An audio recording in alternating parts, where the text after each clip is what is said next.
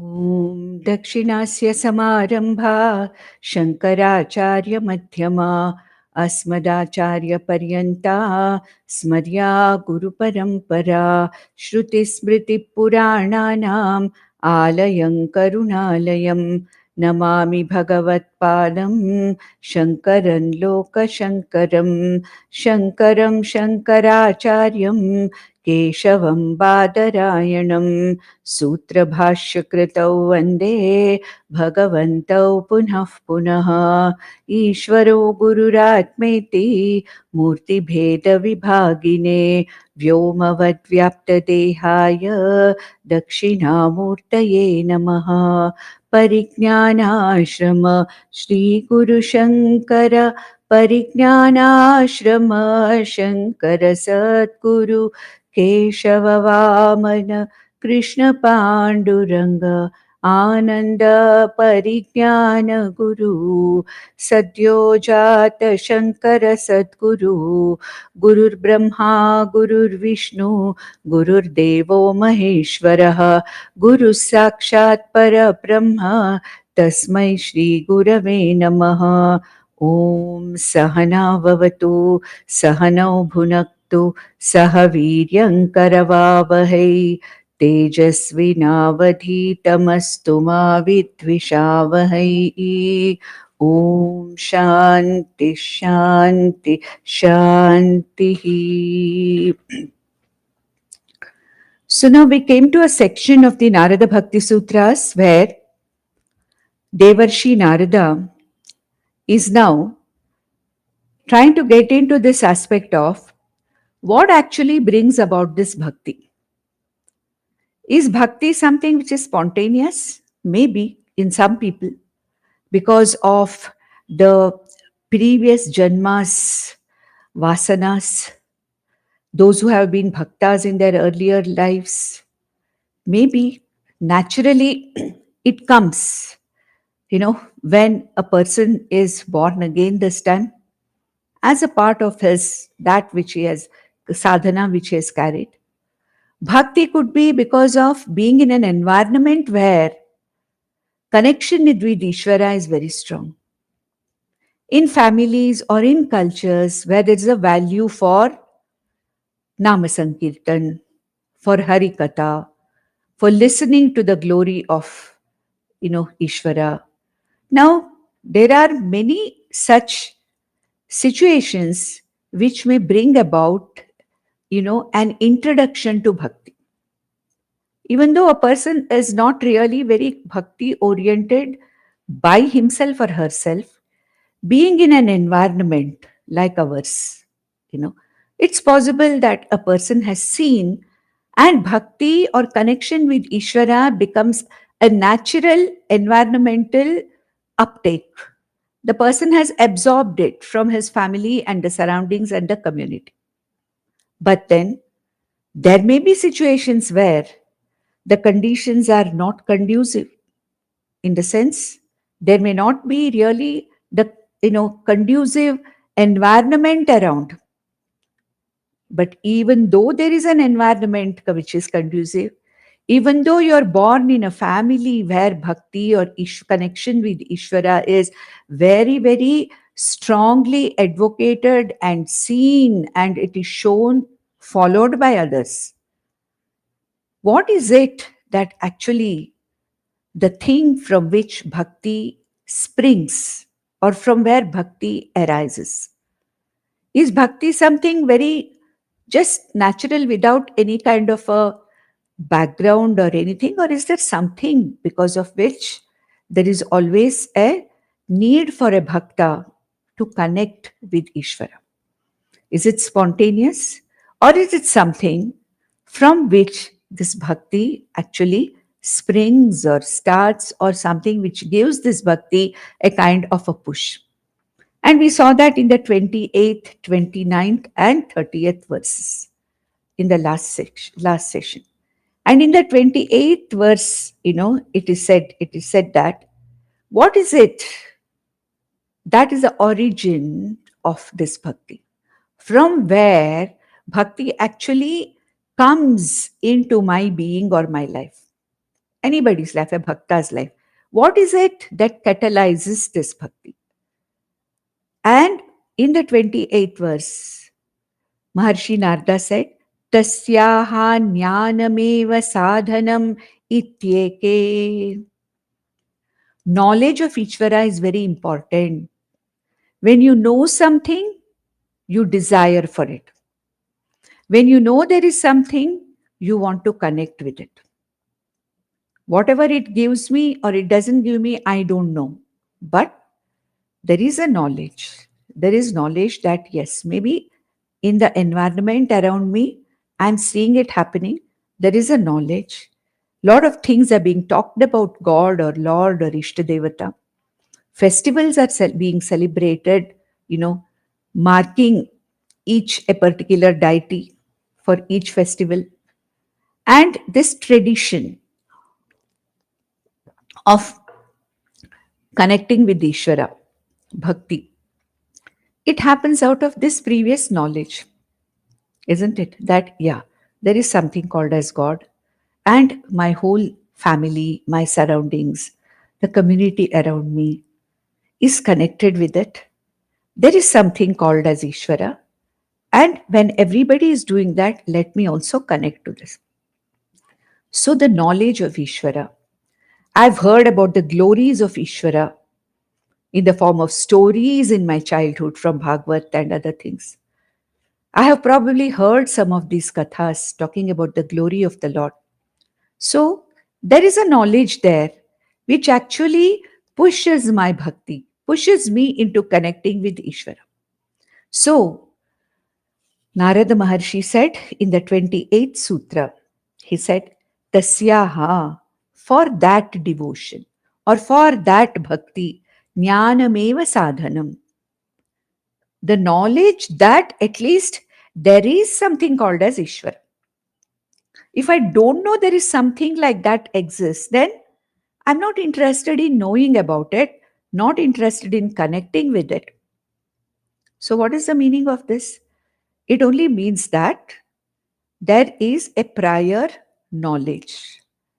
There is a prior awareness that there is something called as Ishvara. Knowledge means awareness. The awareness. Just think of those societies, those communities where there's no question of, as I said, all the communities, all the religions have something called as Ishvara representing something, each religion. But there may be certain totally Nastika traditions like Charvakas, etc., where Ishvara is not at all taken into consideration.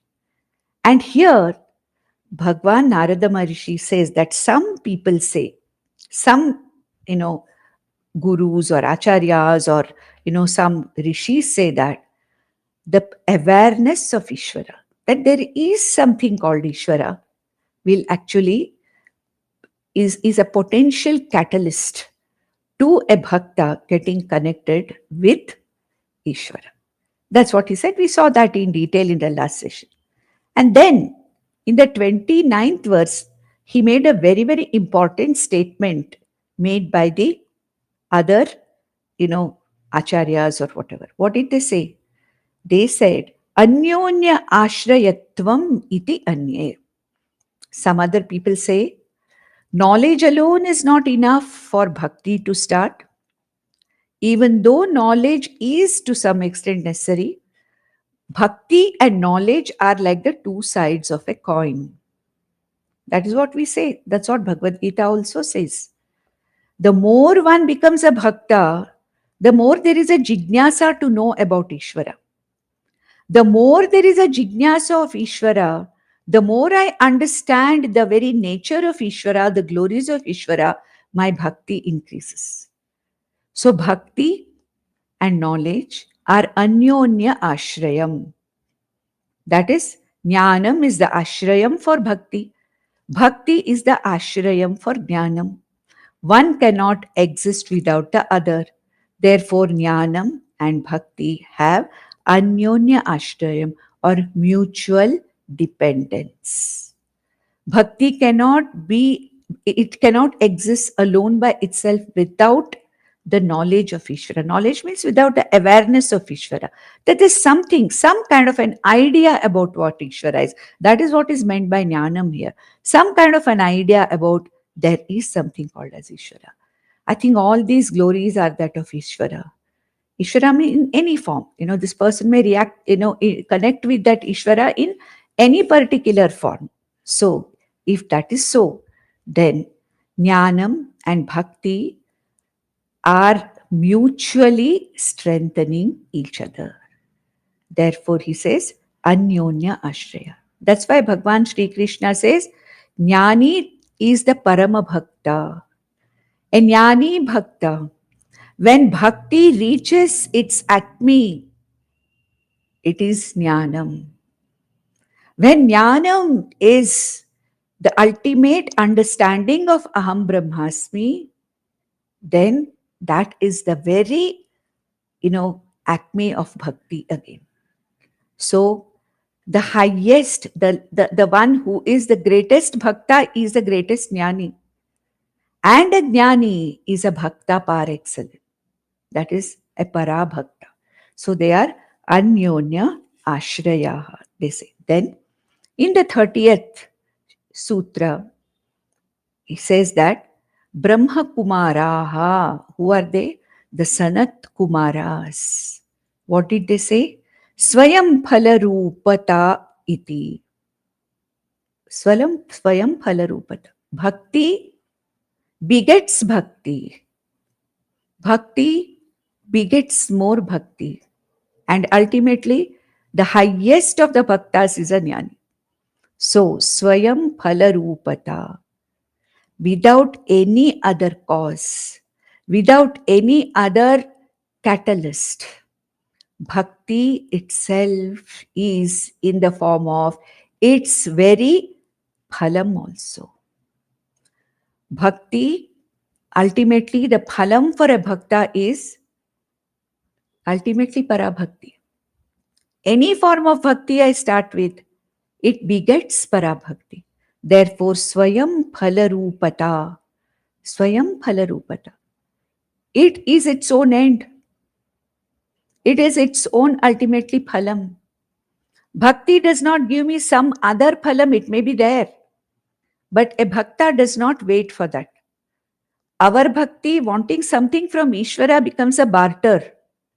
It becomes a material bhakti.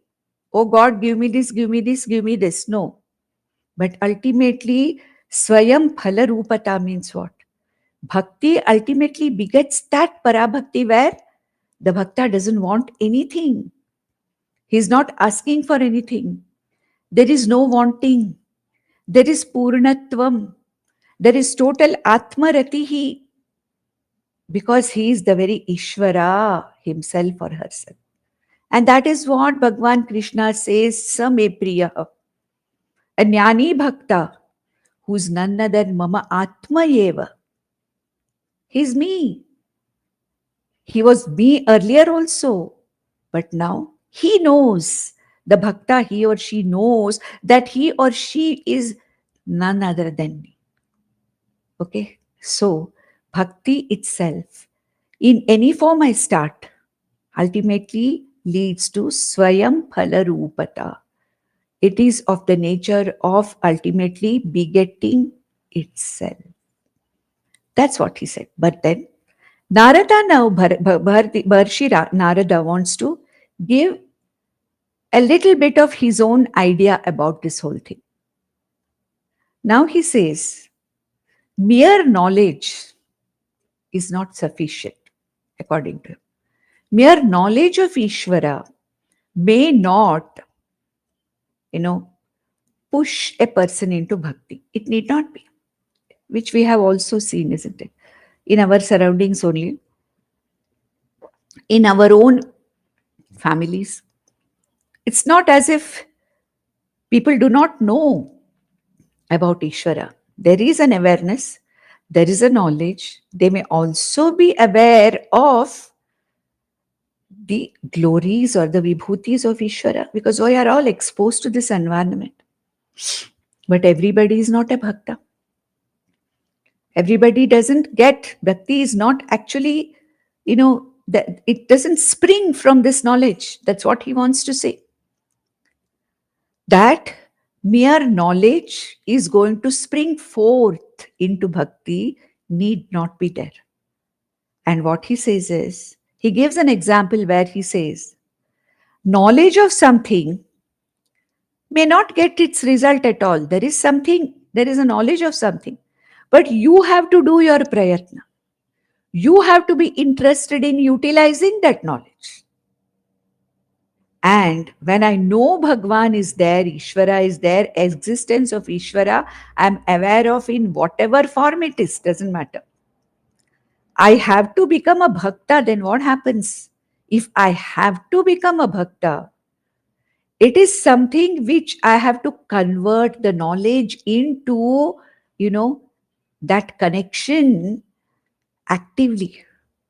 I have to be actively involved in converting my knowledge or utilizing my knowledge from which bhakti springs out.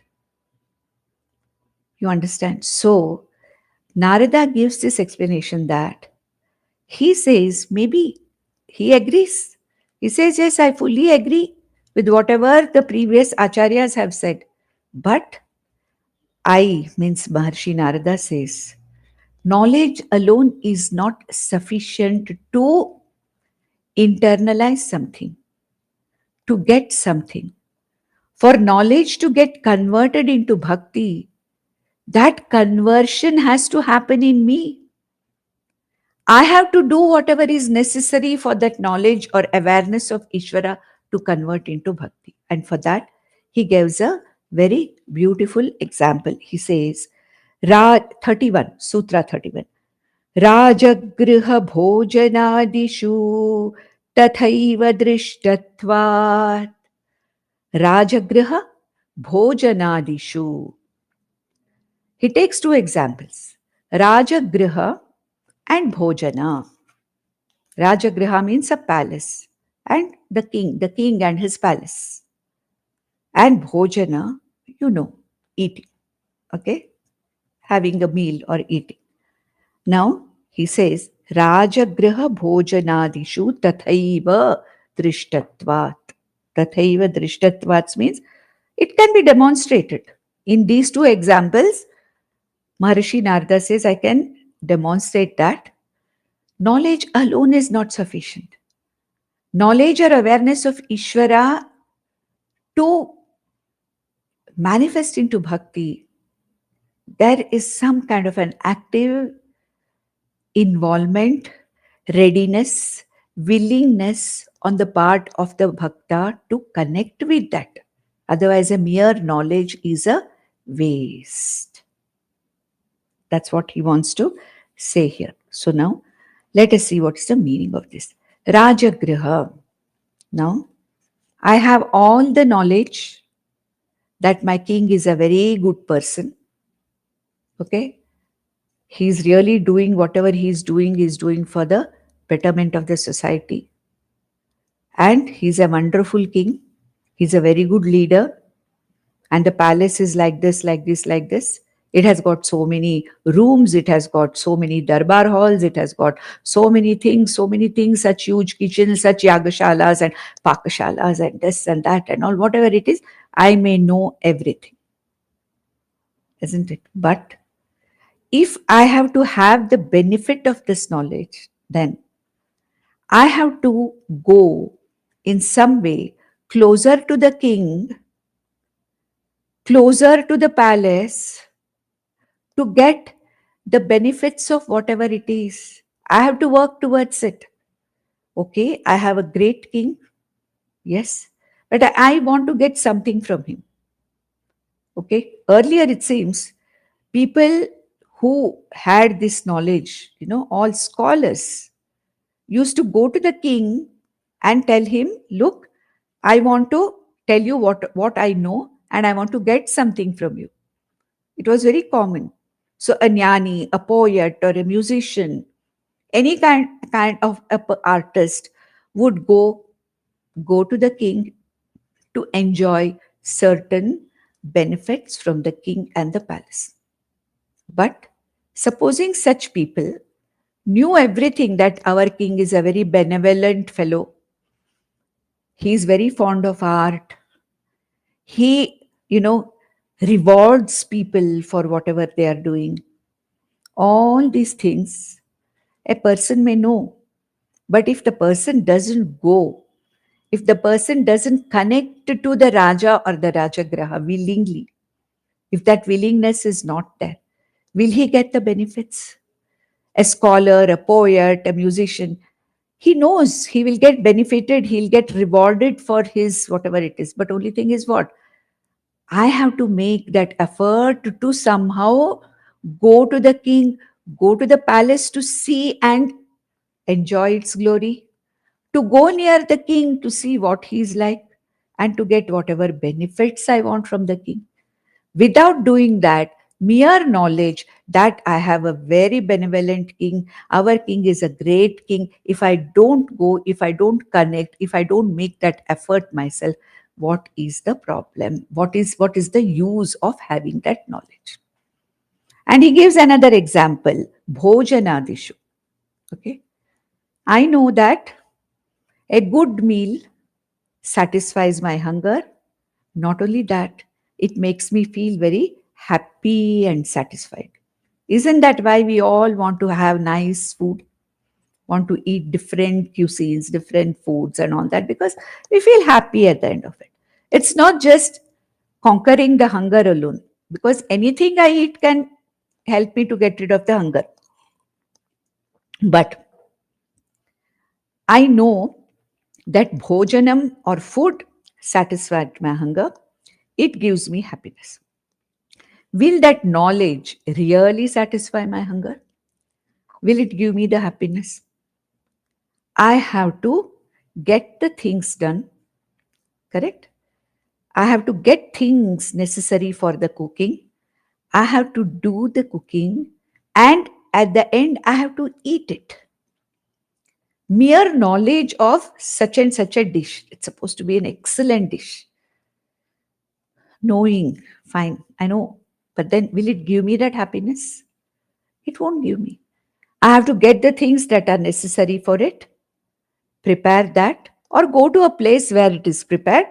Maybe in those times there were no hotels where he could. So Narada Maharishi says that if you want bhojanam to give you the satisfaction, happiness, and appeasement of hunger, you can't just, knowledge will not help you. You will have to do something about it.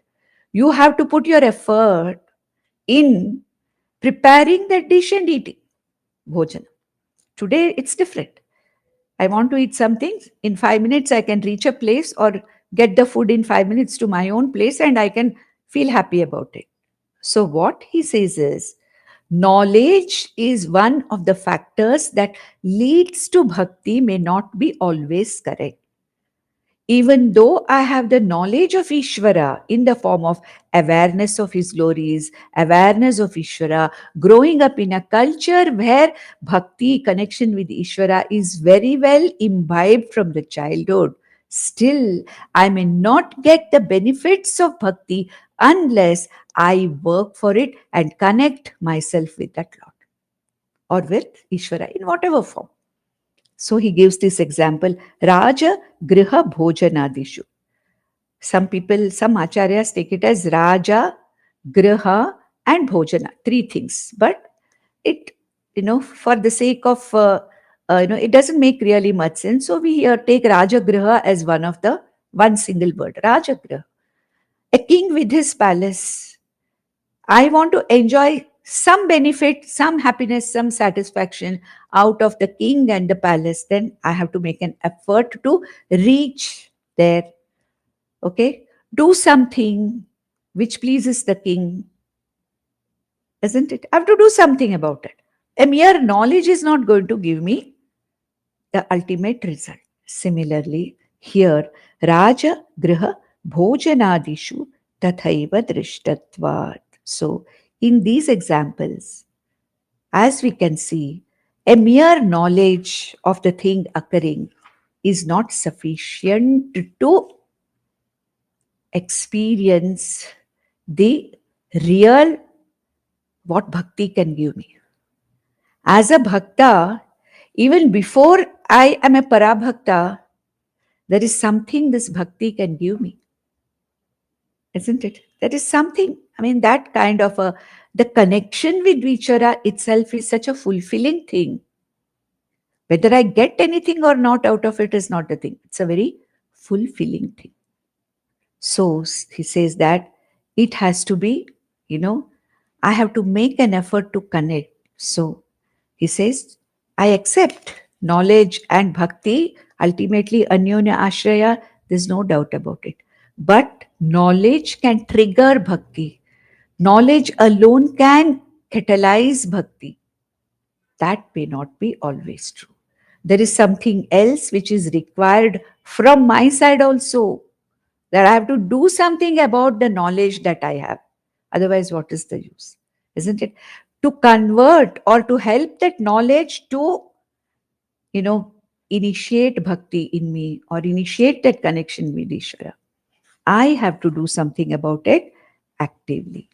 The same thing he continues in the 32nd sutra. He says, Natena raja paritoshaha kshudha shantirva. Whatever I told you in the previous verse, previous sutra, it is the same thing which is extended here. Actually, we can take the 31st and 32nd sutras together, because he says, Raja Graha Bhojanadishu Tathaiva Drishtatvat Natena Raja Paritoshaha Kshuda Shantirva. Without my doing anything about the knowledge of the king or the palace, without trying to actively get connected with the king or the palace, without actively trying to convert my knowledge of a particular dish or bhojanam into a real experience, there is no point. Mere knowledge of, yeah, it is there. I know it is there. I know this is there. I know that is there. I know that is there. But if I really want to know what is it that I get out of that, then I have to be connected to that. So, na tena, that is na tena, by mere knowledge of Rajagraha, by mere knowledge of Bhojana, na Raja Paritoshaha, I don't get any kind of a favor or any kind of a, what you call as an inam, or, you say that whatever, I don't get any kind of a reward, from the king or the palace until I do something to connect with it. And Shudha Shantirva. Shudha means hunger. That is hunger pangs getting satisfied. Not only hunger satisfied, but a feeling of happiness that I've eaten something very nice. See, one can satisfy one's hunger by eating anything. If you're hungry, you'll eat anything and satisfy. But that satisfaction, satisfying the hunger with that feeling of happiness that, okay, I've eaten something nice today. It was very nice food. If that has to happen, then what? Knowledge of that will not help. I have to prepare for it. I have to prepare it. I have to go near it. I have to consume it. Then only it will make a difference. So he says, Natena. It never happens. It never happens that by a mere knowledge of these things, you're going to get anything. Similarly, by mere knowledge of Ishvara, bhakti may not spring forth in my heart. Sometimes knowledge can be an obstacle also. Too much of knowledge, I may talk about so many things about Ishvara, but then a very dry knowledge. That connection is not there. There is only, a kind of a gift of the gap. Yes, I can talk everything about Ishvara, but am I really a bhakta? Am I really connected to that Ishvara?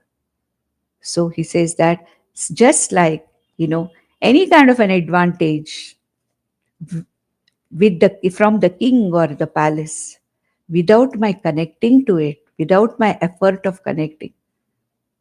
And just like my hunger cannot be appeased, though I have the knowledge of the food, and if I don't do anything about it, Similarly, knowledge or awareness of Ishvara, is not the only thing that leads me to bhakti.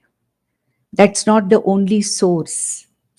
That's not the only catalyst, okay, from which bhakti just starts on its own accord. No. Then what is it? There should be full availability of me, my full commitment, sincerity, availability to connect to Ishvara. I have to start bringing Ishvara more and more in my life. Bringing Ishvara into my life means this. I start seeing Ishvara's grace in everything. I start seeing the unknown hand that is, helping, or that is, playing in so many situations. So when I see this, I have to be sincere. So effort is what my personal effort, that a connection does not happen automatically unless there is so much of grace, so much of grace. Same thing even with knowledge, same thing even with Atma Jnanam. I may be born in a family of jnanis. There is no dearth of jnana around me. My parents themselves may be acharyas of Brahma Vidya. There may be so much of literature around me. Fine. That is there. But if I am not sincere enough and I am not able to fully participate in it, ready to jump into it and see what it is, how am I going to enjoy that? Isn't it? It's like, learning to swim theoretically, how to swim, how to put the strokes, everything. But unless I get into water, all my knowledge about swimming, what kind of a what it can give me, it's not there, isn't it? So he just wants to say that knowledge, yes, helps in springing forth bhakti, but knowledge alone is not going to help. I, as a bhakta, initially I'm not a bhakta, but I have to start with sincerity. I have to start with an honest participation. Okay, so much is being said about Ishvara. So much is being talked about being connected to Ishvara, bhakti. Let me see. Let me jump into it and see what it is. So unless there is that kind of initially it may be a curiosity, then there comes a serious involvement in it. So unless that happens, it is not possible at all. Okay? Therefore, he says, Tasmat sayeva grahya mumukshubhihi. So here in the 33rd sutra, he says, Tasmat. Because of whatever has been said in the last 4 sutras, sayeva grahya. Sa means who? Bhakti. Bhakti eva, sayeva grahya mumukshubhihi. For a mumukshu, the one who wants to find out, or the one who has moksha as his purushartha. The one who has done the moksha purushartha nishchaya. We have talked about purushartha nishchaya in Bhaja Govindam, isn't it? Bhaja Govindam Mudamate means what? Kindly make a purushartha nishchaya that your purushartha is moksha. Moksha purushartha nishchaya. So every mumukshu, who is a mumukshu? Who has made a nishchaya for moksha. A moksha purusharthi is a mumukshu because he wants freedom from this samsara. And he knows that there is only one way of freedom from samsara. Jnanat tu eva kaivalyam. From this knowledge of Brahmajnana. And for that knowledge, Ishvara as a part, day in and day out, as my constant companion. Without bhakti as the very foundation of jnanam, it is not possible. We saw that in the last session, isn't it? So, Jnanam, Karma Yoga, Jnana Yoga, Upasana Yoga, regular Ashtanga Yoga, whatever you take, any kind of a sadhana towards moksha. Moksha sadhananam bhakti eva gariyasi. Vivekachudamani's very, very important statement by Bhagavan Shankaracharya. Bhakti eva gariyasi. Therefore, he says, Tasmat Sayeva Grahya. Hold on to that connection with Ishvara. Hold on to that bhakti. Bhakti is a very abstract term. You see, you have to understand it very clearly. Bhakti means my deep connection with Ishvara. Initially, it starts with Saha Ishvaraha Aham Tasya Bhaktosmi. Then slowly, as my bhakti matures, then I see Ishvara eva asti. Nothing. My position in this whole gamut of whatever I see becomes smaller and smaller and smaller. Ishvara is everything. Ishvara eva asti. Okay. Earlier it was Ishvara asti, aham tasya bhaktosmi.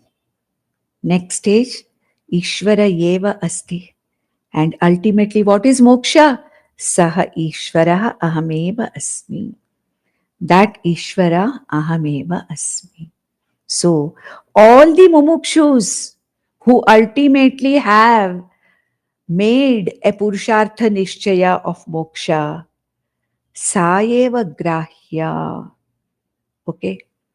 It is the connection with Ishvara that has to be sought after, to be held on to. Grahya means hold on.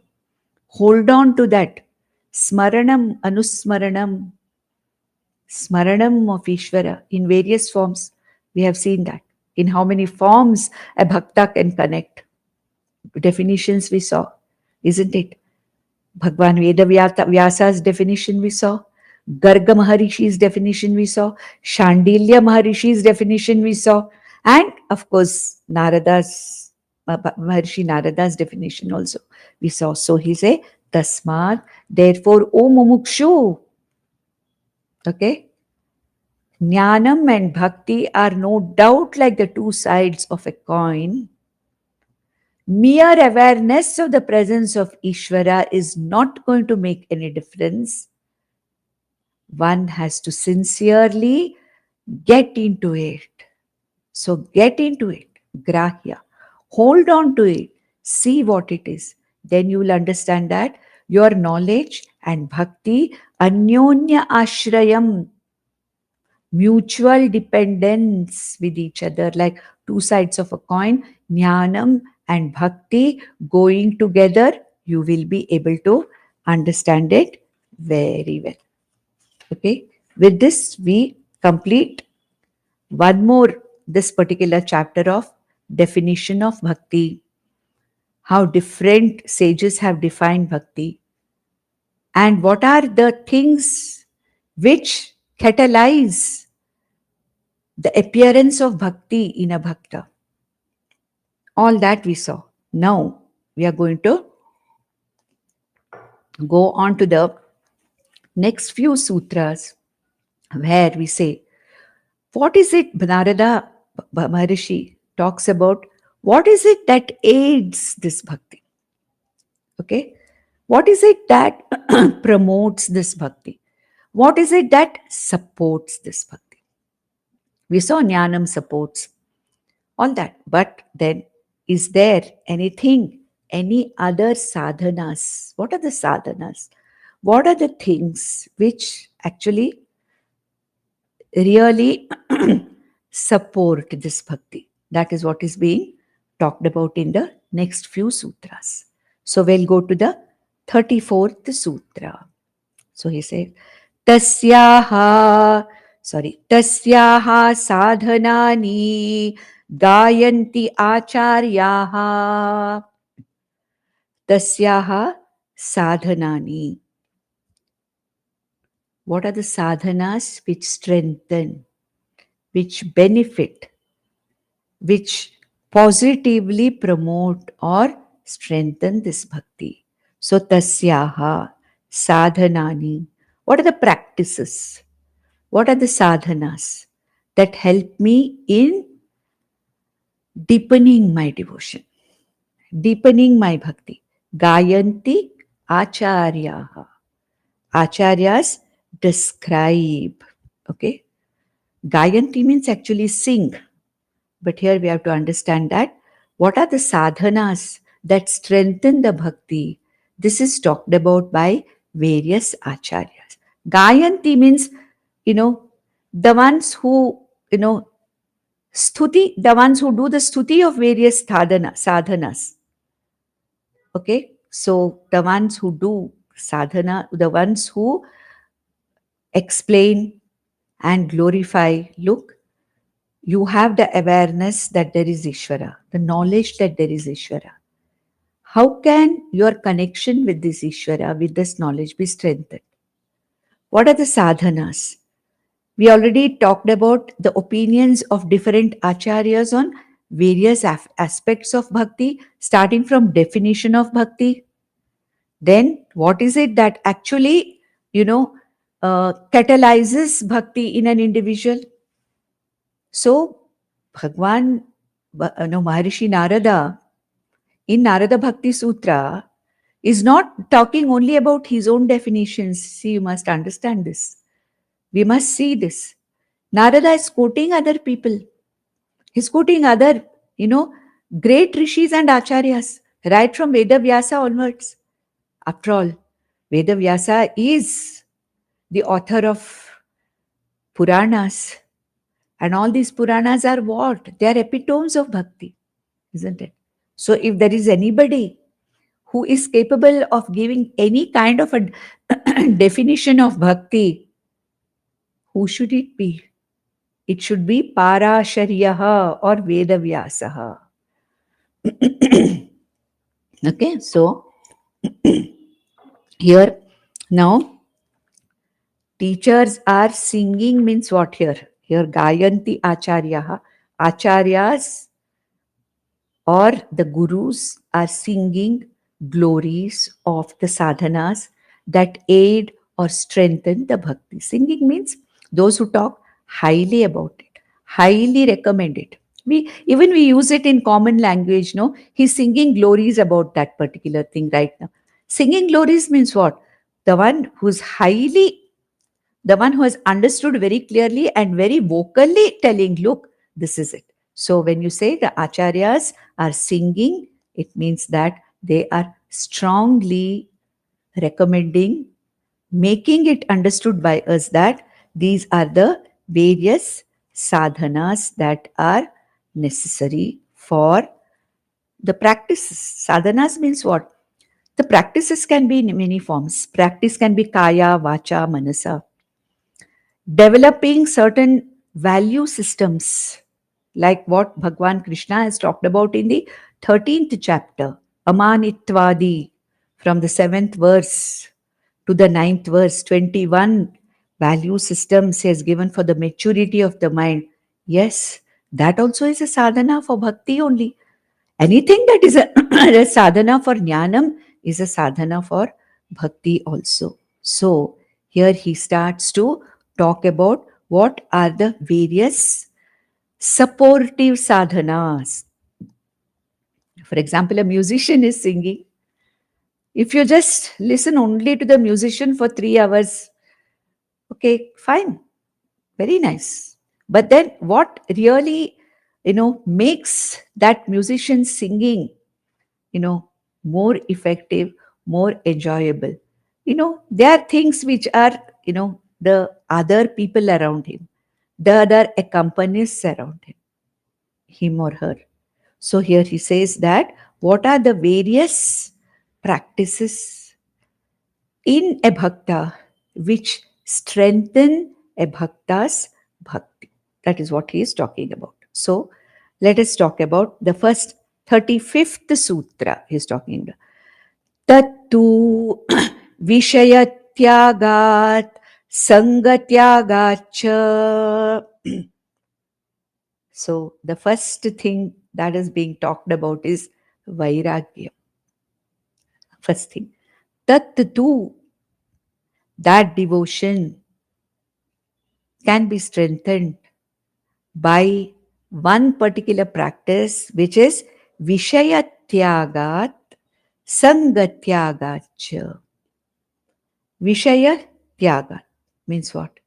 By understanding the value of objects in the world and not depending too much on them. Vishaya Tyaga, you should not take it, one should not take it as, exactly like giving up the objects of the world, renounce the objects of the world. That's not possible. We have to use the objects. What is the meaning of renouncing the objects? It means an internal renunciation from the dependence on that particular object. Only money can give me happiness and security. No. Okay? That is too much of attachment. Only power, only my place, my designation, where I am, only that can give me happiness. That can give me stability, security. No, that's not the thing. Vishaya Tyaga means too much of my involvement and dependence upon the Vishayas of the Jagat to give me happiness or security. That's what we want, isn't it? We want security and we want happiness. And what a common Ajnani like me thinks, Vishayas of the world will give me happiness. The more and more I acquire material things, it may be gold, it may be precious metals, it may be money, okay, it may be property, it may be people in the form of family, whatever it is. What is my general idea of an Ajnani? The more and more I have control over the Vishayas, the more and more happy I will be, correct? And in this, what happens? I am so much lost in Yogakshema, acquiring things. Where is the time for me for bhakti? Bhakti requires a subtle mind, a mind which is available, a mind which is able to connect to that Ishvara. But my connection is all the time with the Vishayas of the world. And mind you, I cannot live without them also, isn't it? Even a sannyasi needs some Vishayas. He also needs food, he also needs shelter. As long as the body is there, as long as this upadhi is there, Vishayas are needed. But what is meant by Vairagya? He's giving here Vairagya as one of the necessary practices for strengthening bhakti. So what is Vairagya? Narada Maharishi explains it as Vishayatyaga Sangatyaga. Vishayatyaga means renouncing the Vishayas, objects of the world, Sangatyaga means my attachment to those particular objects. Sangatyaga. Okay, worldly objects under attachments. Okay, why do we have this so-called worldly desires, attachments? All of us are, there is atrupti in us because of our ignorance. We are always feeling a sense of wanting. I want. I want to be somewhere else. I'm always comparing myself with somebody. I'm not happy where I am. I want to be somewhere else. I want something more. I don't want something which I have because that's a problem for me. I want something which that person has, but more than that person has. Okay? All these are there. I want to be somewhere. So, wanting to be somewhere else. Becoming. This is my, Vishaya, Sangha. All the time, want, I want. But then, what is Vairagya? Not that you throw away the things that you have in your house. No, not that. But can I give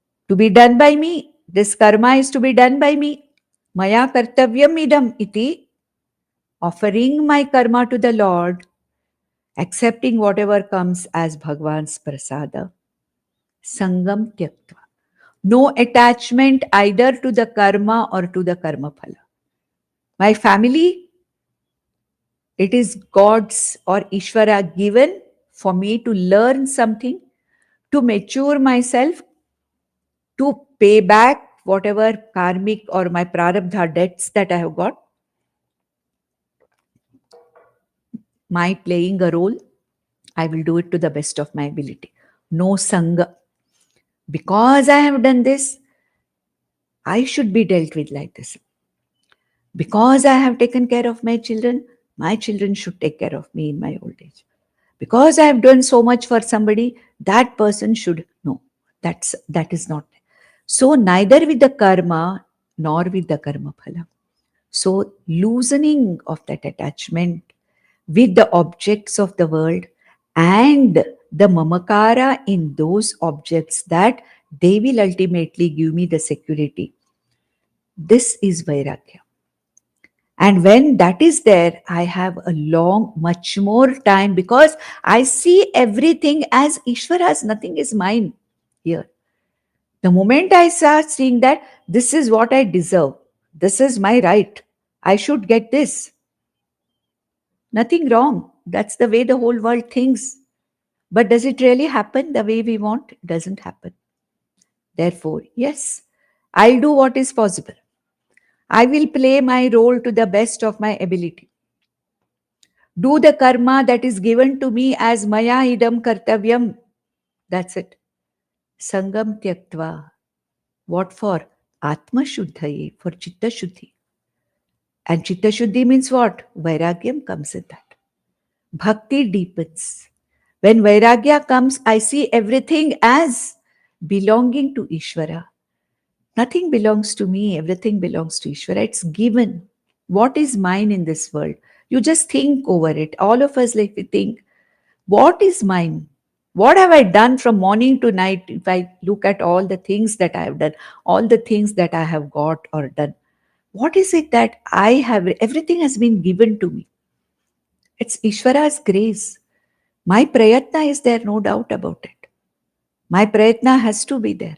But ultimately, it's Ishvara. So what has happened? With Vairagya, Vairagya means what? Trying to loosen my grip on the objects of the world and my entanglement with the objects of the world. What have I achieved now? My bhakti becomes stronger. Okay. So what is said is that, Vairagya is very loosely called as detachment. Then the question comes, how to detach? Okay.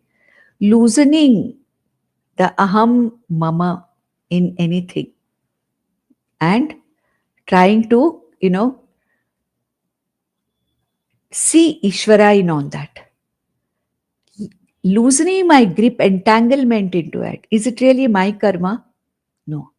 Is it my phalam? With a lot of deservedness, I said, I did this. That's why I got this. No. So when I loosen my hold on the Vishayas, the Sangatyaga, Vishayatyaga, the attachment, my hold, that very tight hold, that is called as Vairagya. Vairagya is not something positively done. Vairagya is something where I recede from something else. So he says the first sadhana towards bhakti strengthening is Vairagya, Sangatyaga, Vishayatyaga. And Phalatyaga also, as Bhagavan Krishna says, Phalatyaga. Not really worrying about, yes, I'll do what is supposed to be done. What comes, all arpanam to you only. So, Nandantu sadhaka sarve vinashyantu vidushakaha avastha shambhavi mestu prasannostu guru sada sarve bhavantu sukhinaha sarve santu niramayaha sarve bhadrani pashyantu ma kaschit dukkham apnuyat Om Shanti Shanti Shanti. Om Tat Sat.